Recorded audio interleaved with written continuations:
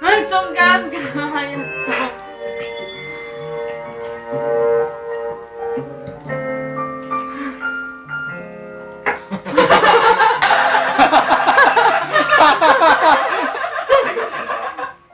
未免取巧啲喎，老闆，我知道我係取巧咗啲，不過我眼見我哋就係同嘉慶樓比試，我冇辦法之下，所以先出此下策㗎咋。呢個取巧方法，楊馬永貞教你㗎。楊老闆，唔關阿晶婆事㗎，你都想幫我㗎咋？楊老闆，我真係真心想跟你學廚藝㗎，我求你收我為徒咯。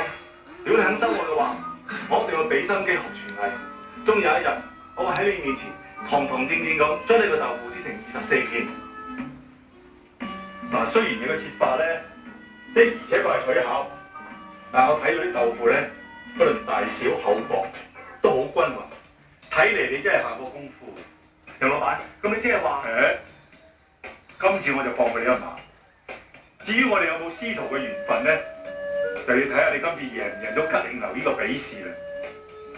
楊老闆，你可以放心，我哋會全力以赴，絕對唔會令你失望嘅。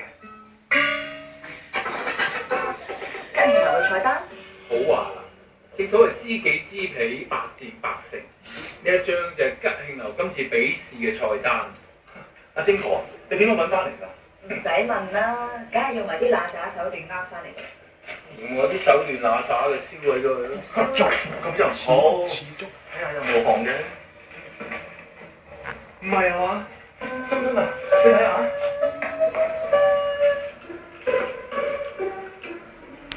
翡翠